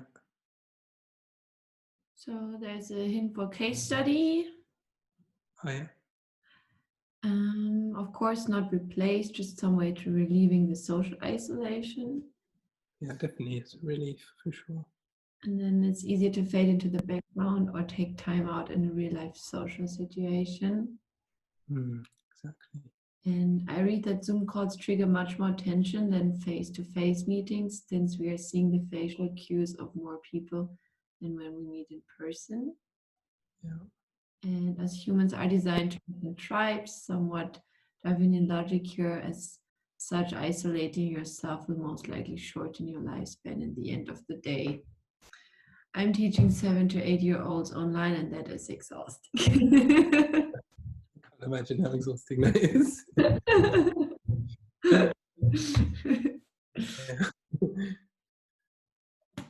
Yeah, I mean, I think it's the best. Like, consider if we didn't have the technology that we have today, that we wouldn't be able to compensate for this lack of social interaction. So it's definitely a huge step forward, a huge benefit. But then again, Alpa, you wouldn't have to teach if we didn't have Zoom. So yeah, there's pros and cons, I guess. Psychedelics in the treatment of illness. Yeah, what do you think of psychedelics and the treatment of mental illnesses?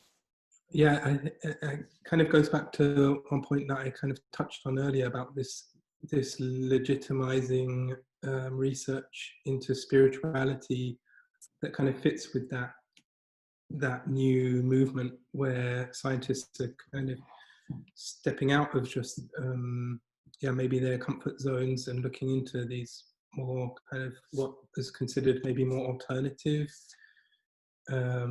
things like psychedelics. And yeah, now ketamine, which is a psychedelic, which I remember when I was younger, that was like I could never have imagined like it being prescribed. Now it's officially been approved by the FDA in the US, I think last year or the year before, as a treatment. And yeah, I've seen a few companies.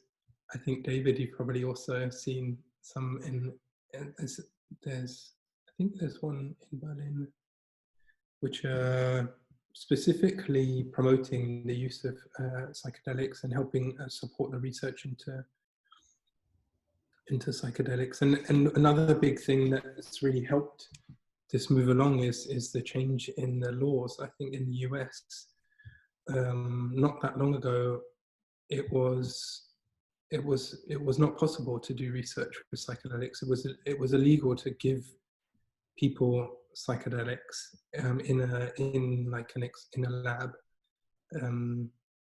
and since the law changed, it was maybe not that long ago. It was like maybe 4 or 5 years ago that the law changed in the US that allowed researchers to be able to give psychedelics to do research again. So yeah, I think I see it as a really, really promising field of research. We're already seeing the benefits of it, and how effective ketamine is, and it's low doses ketamine there's very few side effects, even less than a lot of other prescription drugs, and yeah, so I think it's I really support. I would really support the doing more research into that. I think it's a really cool, exciting field. But yeah, there's a lot of misinformation out there though too. So I think David also shared MDMA has been mentioned. Yeah, is it study or? Yeah. Yes. Yeah. Well, MDMA treating PTSD. Mm-hmm. Nice. Henrik also shared a talk on how they stopped the research on, I think, ketamine in the 60s and then started it again. How much do we know about how ketamine functions in treating depression? Still very, very little, because it's still relatively new. And actually, what we know about depression in terms of neurochemistry is also relatively minimal, I'd say. And a lot of what we know about the neurochemistry in depression just basically comes from us giving people drugs and knowing what the drug does. And then so we give people drugs which we know it manipulates certain chemicals, and then we can say, okay, well, that's affected their depression, so then it must be that there's something going on in the brain with this chemical that's related to depression. So I think it's a similar story. That's a very like simplified way of putting it. But yeah, I think it's still relatively new, and it's still something that we really need to do more research in. Yeah, there's another one for ecstasy shows promise as a PTSD treatment. Yeah, but also on the flip side, I think it could also be dangerous to promote this idea that psychedelics, because we still don't know, what dose to take, how often. So it's likely that it's not going to work for everyone, so it might be only suitable for certain people, and we still don't know who those people are. And so it's dangerous, because if it promotes the idea that, to encourage people to start using psychedelics, but without like knowing, how to do it properly, then it could even have a detrimental effect on their mental health, I think, potentially. Yeah, So, probably something we have to wait for more research to be done. Mm-hmm. Yeah, so some research indicates that MDMA effects on serotonin can have negative long-term effects on mood. Yeah, so probably controversial. Still, nobody knows what's truth or what not. It's good now that it's being brought. These psychedelics are being brought into the lab, so then now we can really test them properly, and test the safety and figure out what's the best way to use them. So yeah, I think it's a really positive change. I'm just looking onto our little agenda. And I think something which would be interesting to discuss for the remaining time would be actually how does our brain work whilst having mental low times, meaning, for example, depression. Sorry, could you repeat that? I was just reading the questions. Oh, sorry. So, I just said that I think a relevant topic to discuss now for the remaining time would be the topic about how our brain functions whilst having a mental low time, talking about something like a depression, for example. So how does our brain function change during this time? When we're having depression? Yeah. Yeah, so one because I think like a stigma, classic stigma topic is like this, being depressed means being lazy, or you're taking a sick leave from what are you doing now? I wish I could have the same free time as you right now. But people in this situation, they actually don't feel that they're actually taking time off from work. They actually feel like being on fire the whole time. And I think it would be interesting to have like the science perspective on it. What our brain does in this time and how it's affected. Yeah, it's a good question. Something that I've been thinking. Well, I've been looking a bit more into recently, and I never really looked into the research about burnout. And I guess the first question that came to my mind was, well, is that the same as depression? And I think it kind of goes back to one big topic about psychiatric diagnosis in general, mental health problems in general, is that how diverse or heterogeneous these labels or diagnoses are. Like depression, for example, so many people experience depression in many different ways.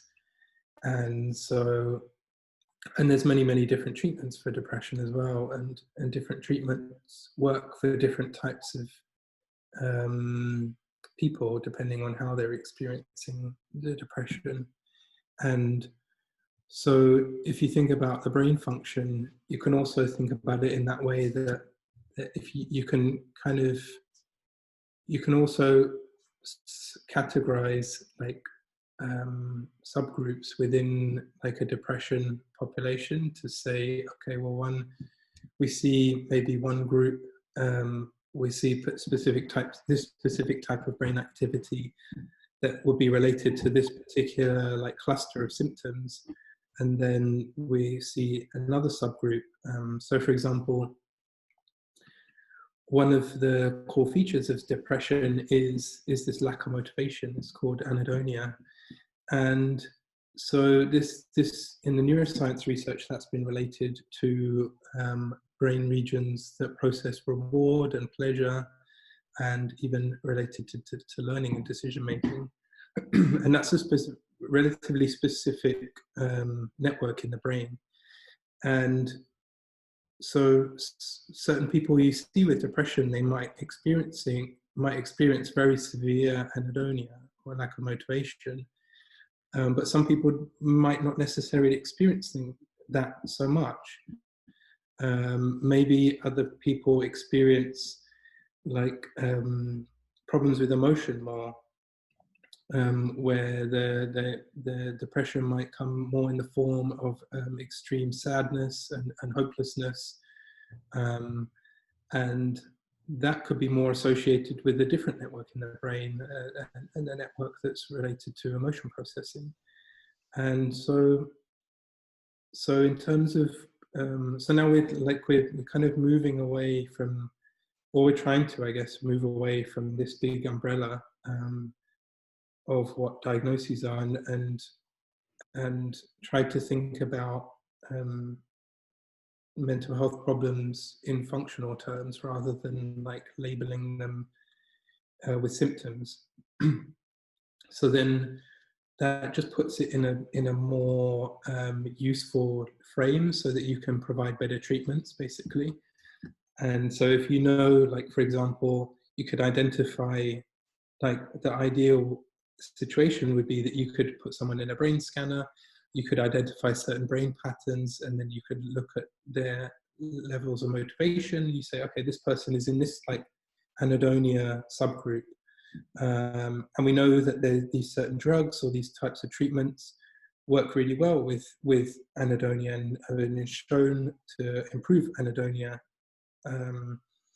So then we can put this person in this, give this person this group of treatment, these types of treatments, whereas someone else who might be experiencing more the emotional parts of depression, the other types of treatments might work. In the neurochemistry would be different. The psychological processes that they're going through, they'll be different too.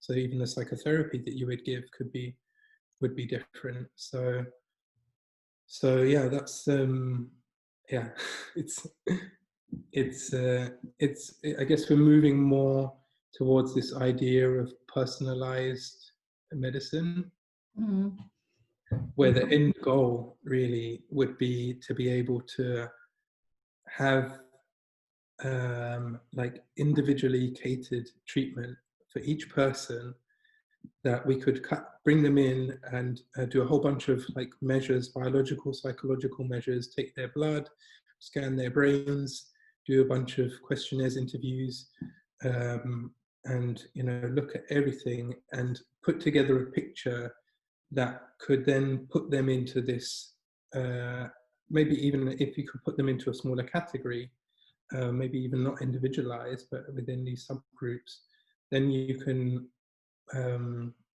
then you don't have to kind of waste time, I guess, like going through this trial and error process, which is the typical process that people go through right now when they go and see a psychiatrist. Like, more than 50% of people with depression who start a pharmacological treatment, a drug, more than 50%, I think only 30% actually, the first treatment actually works for. The other 70% or so have to go on to try something else. And then it's often the case that you might go through several stages of trying out different drugs, different combinations of drugs, different psychotherapies, struggling to find the right therapist, and all of these things is really a big problem for treatment for mental health in general. And so being able to identify like treatment that's actually going to work, that we have more chance that we know it's going to work for individual people, would be a huge benefit for the person, because they know that they can get better quicker, basically. Someone with depression depression, a lot of people experience hopelessness and the idea that maybe they're never going to get better and there's nothing they can do about it. And then they go to their doctor and they start taking a drug and it doesn't work. And that's just going to like throw you back on the ground. It's like another big slap in the face, really. And then you have to pull yourself up and then go back to the doctor and try another drug, and maybe that doesn't work, and then you go through again and again, and every time you're just getting a slap in the face. And so it's and yeah, in terms of the healthcare system, obviously it would also be a huge saving on resources if you wouldn't have to give people do this trial and error process, which yeah. David also just shared, I've experienced that personally, and it just added to my existing depression. Yeah, I've had the same. Yeah, I can also relate. Yeah. Yeah. Yes. Oh, that's a really cool. I think that's a really cool thing about a really cool like prospect of what neuroscience can really give us. Is helping to work towards this idea of personalized medicine, and yeah, that would be such a huge game changer in so many different ways. Yeah, it would. Yeah. But a good psychiatrist will inform you about the fact that it may not be the right medication, as mine did, so it wasn't a surprise. Yeah. Yeah. But I mean, obviously it would be better if there was like a personalized way, not this trial and error, which just costs a lot of time and also motivation. Because I guess some people just try the first time and then they get frustrated as well, because then this hopelessness increases, and Exactly. Yeah. And then you have also the wrong therapist, and then it's a combination of, so it's vicious cycle again. Yeah. I would open up for Q&A now because it's pretty late. We've talked through 2 hours straight.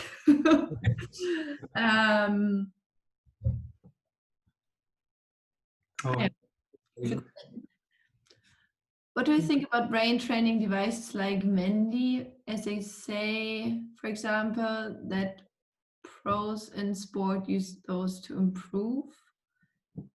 And let's say in comparison to meditation or going jogging or reading a book, are they also used to help to train mental health? Website says mental well-being improvement, 49 of 100 people. I don't know what Mendy is. I will check it out now.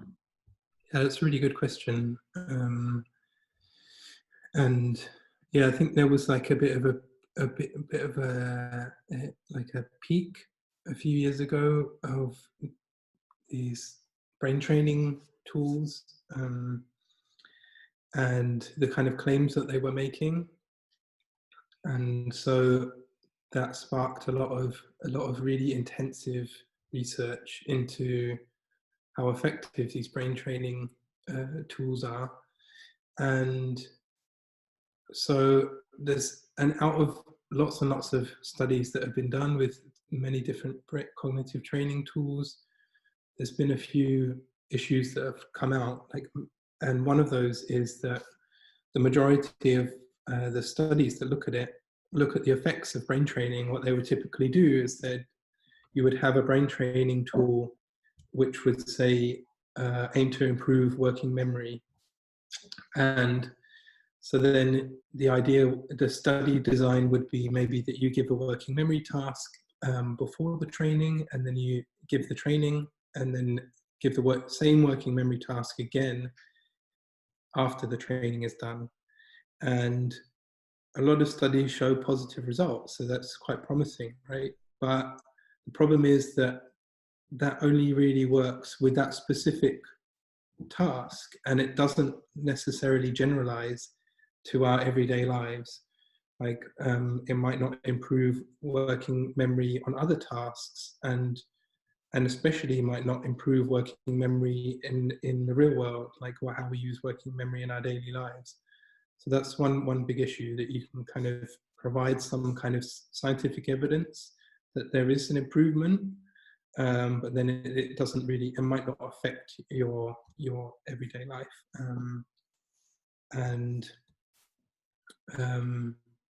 So yeah, I think that was really the main issue.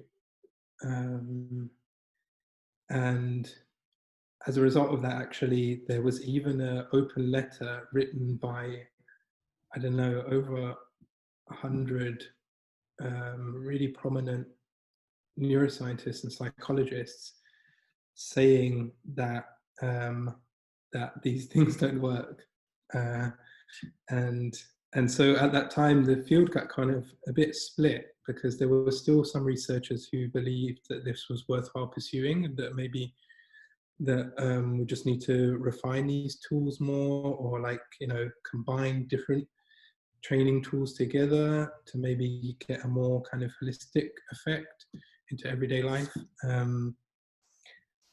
And yeah, so I think that's really the state of the field right now, is there's this kind of split where people are still pushing, and on the one side there's the training tools that try to improve, like boost normal functioning, and then there's another side where you're trying to like repair impairments, or like, you know, improve people's in like disorders. So yeah, I hope that answered the question. There's more questions coming up. Yes. Have you done any work with TVNS? No, I haven't. This vagal nerve stimulation, I think, and it's yeah, the vagal nerve is a big nerve that goes from like the deep centers of the brain, and it even connects to your gut. But it's yeah, it's been used a lot in psychiatry. But I haven't done anything with vagal nerve stimulation. I've done stuff with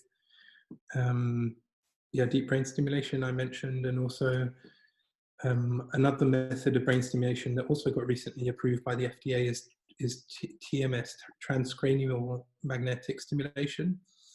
And what that is you have this big electromagnetic coil which generates this a relatively focused magnetic pulse. So what you can do is you can put the coil on someone's brain, and you would trigger the coil, and it would send this magnetic pulse into the brain, and you can manipulate brain activity that way. And depending on the frequency of the pulses and the duration, you can either inhibit or activate certain regions of the brain.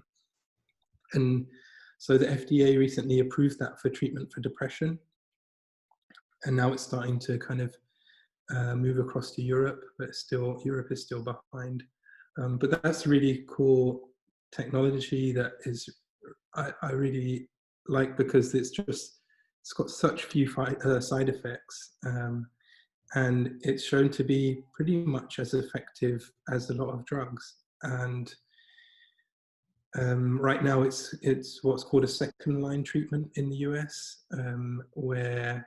and in Canada actually as well, where that means that if someone comes in, it's not necessarily the first thing that the doctor would give them, but if they would first give them a drug, and if that drug fails, then the doctor would be allowed to give them, then prescribe them like a course of stimulation.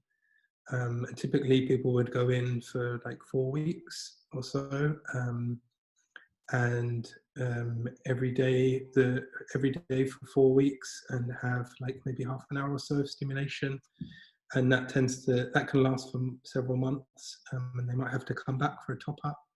But there's basically like, you get sometimes might get a little bit of pain on your scalp, and they're very, very, very small proportion of people will have seizures, but apart from that, there's like 0 side effects, which is really, really cool.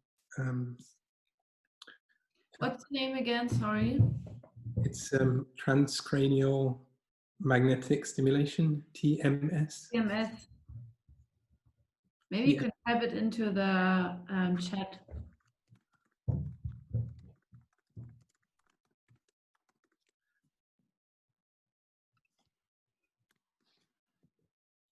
Nice. Binaural beats. Yeah. I know nothing about that. Yeah, I don't really know.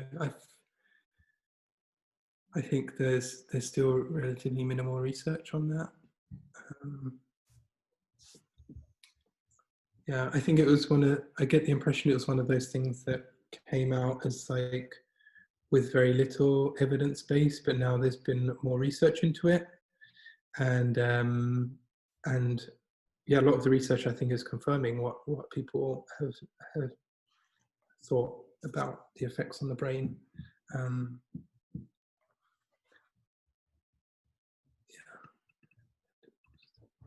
Any more questions, guys?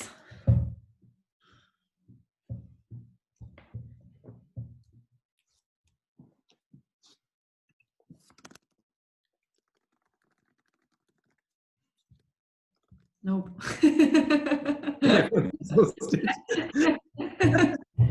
Like count 1 and link to your current and past research. Yeah, there was also like a question about your ResearchGate profile. Maybe you can Oh yeah, cool. I posted. share your handles so people can follow up. Yeah.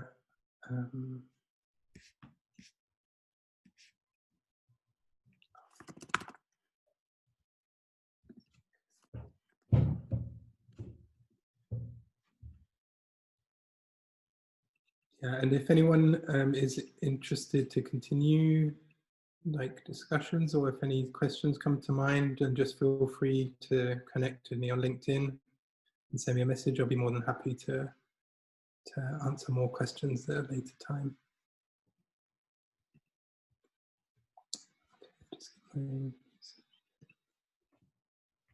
Yeah, because it's getting kind of late now. Yeah, I think everyone's must be exhausted.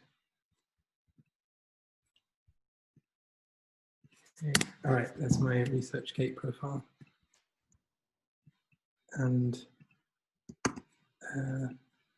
here's my LinkedIn profile. Wow. Thank you for joining. Yeah, thank you for that one. So interactive. That was a lot of fun. Yeah, that was fun. I enjoyed that. Even though I'm bad at counting. You didn't have to post. It's practice.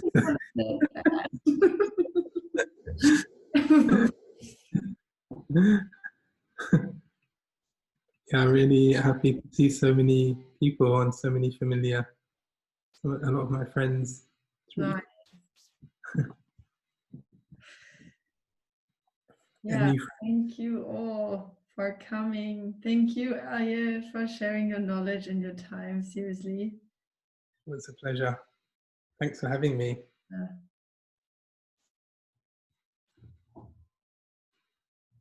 The laughter and joking, yeah, it was welcome. It was a pleasure.